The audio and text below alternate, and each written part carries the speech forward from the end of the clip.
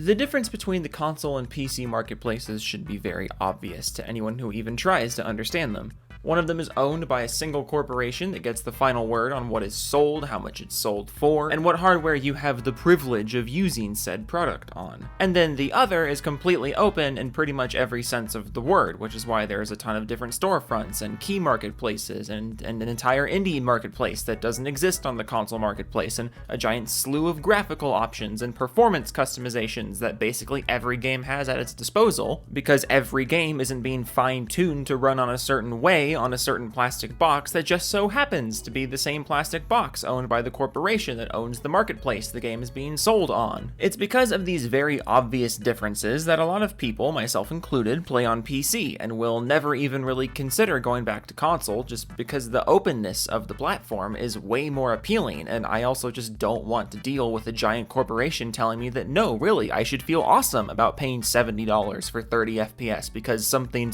ooh, graphics, pretty graphics, ray tracing graphics. But if you watch my channel, you're probably fully aware of the fact that there is a legion of people who simply can't accept this. It's one thing to prefer playing on a simpler platform. I can totally concede that point. I totally agree with the idea that some people are always going to want to play on a platform that's simpler, and they're willing to deal with all the nonsense that comes with that platform, at least to some degree. But then there are people who just can't wrap their head around the fact that there are people out there who don't want to give their money to their favorite mega corporation, and that's where we find a nice little lad named MBG. Now, MBG, which stands for My Buddy's Gigantopithecus, is one of the biggest Sony shills on the entire internet, and while he's not as toxic as some others that we've covered on this channel, he's probably the most clueless, like almost adorably so. He isn't a Red Dragon or a King Thrash, he's more of an Ed.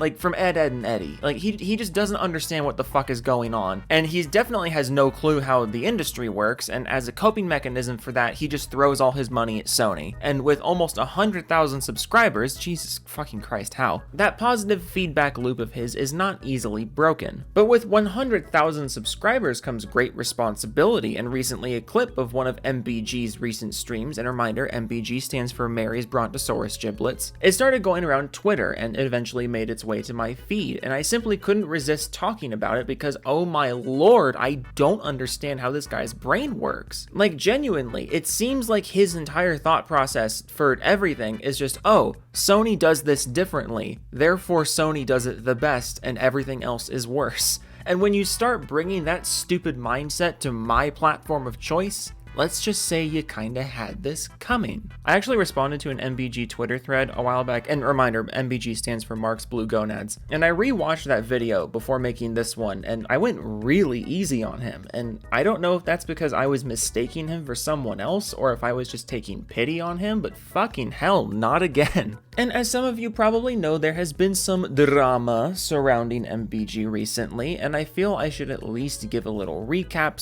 / disclaimer here before we get started. Last week, Reforge Gaming tried to guilt trip literally everyone who's ever criticized him by basically using MBG as a scapegoat and saying that MBG might IRL delete his save file, if you know what I mean, if people keep making videos about him. Now, aside from this being an incredibly condescending thing to say to someone else, like, I don't know about you guys, but I just kind of assume people have thicker skin than that. Like, if you genuinely think someone is going to delete their save file because they receive criticism, really what you're saying is you think they're a massive pussy. And for all MBG's faults, I will solidly say he is not a massive pussy. Homeboy says the dumbest things imaginable and takes all the heat for it and just looks the other way, and honestly, you gotta respect that. Reforge Gaming is just a giant fuckstick trying to deflect all criticism of his delusional takes, and he used MBG as a scapegoat for his points. But just to make everything nice and clear to MBG before getting into this on the off chance that he sees this,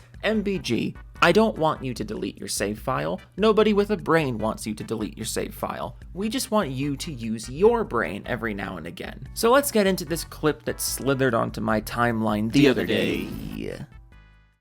Buying a PC bypasses a PS5. Yeah, but it doesn't bypass the fact that you can see the gears turning. So this is from a stream, I think, and someone says, "Oh, buying a PC bypasses buying a PS5," and then this is, you can literally see the gears turning. Like, bro, it's you don't have to fight with this. You didn't have to engage with this. You chose to engage with this. You don't have to argue with everything. It's just some things, they are just that. Buying a PC kind of bypasses a PS5 right now, because Sony knows at this point that it's basically impossible to get a PC gamer to convert to PS5. It does bypass buying a PS5, but at the same time, like you're limited in the sense that you can't subscribe to PS Plus. Yeah, bro, I'm gonna go out and buy a are you fucking kidding me?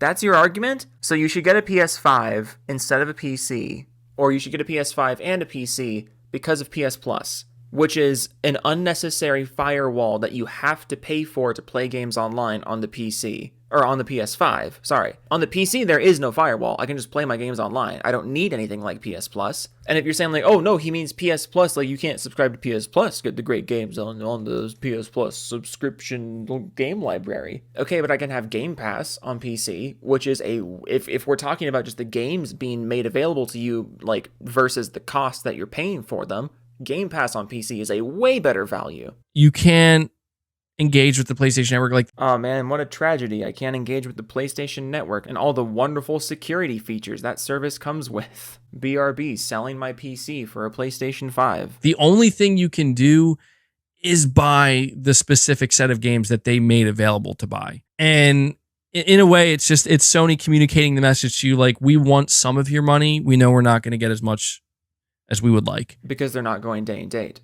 Like, literally, that's really the only reason. PlayStation games on PC could be cranking sales. Like, and some games on PC have already been cranking sales. Pretty much every PlayStation game on the PC has performed well. Maybe not as well as you would have wanted them to, but they've performed well. You know, games like God of War and Spider-Man and fucking Horizon especially. I don't know who out there is buying Horizon on Steam, but apparently a lot of people have done it. But if these games were day and date and you included the PC with the hype campaign for these games, like, oh my lord. Like, if Ghost of Tsushima 2 is announced as like a launch game for PS5 and PC, like it's launching on both, I can absolutely guarantee you it will be the biggest PlayStation launch on PC so far by a landslide. But you're not going to get every game. You know, or some games you're going to get literally years after the fact. Like, I think it's fun. Like, I have no problem that Horizon Forbidden West is going to PC. I think that's a good thing at this point. Because it's been held hostage long enough. Because it'll mean more sales. And if it's done well, it could maybe get pretty good sales. So you want good sales on the PC, but you don't want day and date. Because, ? But it's like, for me personally, I would definitely not wait 2 years to play that game. Because you're on the PlayStation and your game library is limited. Meanwhile, on the PC, we have a almost hilariously bigger library of games to choose from. We're not going to lose sleep over having to wait a little longer to play one specific game. Like, for me, I'm stoked as shit for Spider-Man 2. I legitimately am stoked as fuck for Spider-Man 2 when it comes to PC. And I'm fully aware of the fact that I'm going to be waiting a year or two to get it on PC. And I'm still stoked about it. I'm not going to go buy a PS5 for that fucking game, but I loved the first game. I have lots of stuff to play in the meantime. And when Spider-Man 2 comes to PC, hell yeah, I'll pick it up. Game looks good. But I'm not going to go spend $500 on a PlayStation 5 just to play it like a year or two earlier than I otherwise would have, especially if it's going to be running at performance metrics that I don't want to play that game on. And that's just me. I don't know how many people have been waiting for Horizon Forbidden West, but it's not many.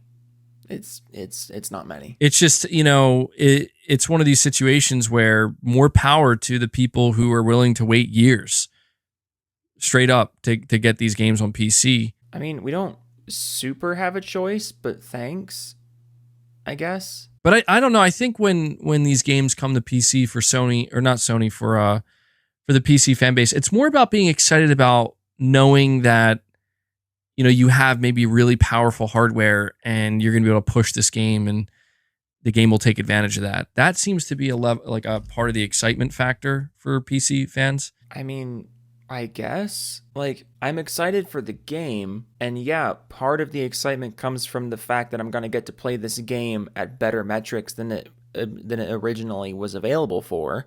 That's a cool bonus. But PC guys aren't just excited for games because of our hardware or because of the metrics we're going to be cranking at. That's dumb. That's just dumb. Which makes sense. So no, it doesn't. Yeah, no, I mean, I think they're going to have a field day with Forbidden West. I can only imagine how good that game's going to look on PC. Okay, that's the end of the clip. That's the end of the clip that was getting spread around, and I think we can all see why that clip was getting spread around, because wow, that's dumb. So basically, getting the PC bypasses PS5, but you can't engage with PS Plus or the PlayStation Network. What was that I said earlier? Like, oh, Sony does this differently, therefore Sony does it the best. Yeah. Delicioso. Anyways, yeah. I just want to talk about that clip because it was really stupid. God bless you. You know, you're sticking up for what you believe in, and I gotta respect you for that at least. But oh my lord, please use Google, even though it's not made by Sony. Okay, toodles.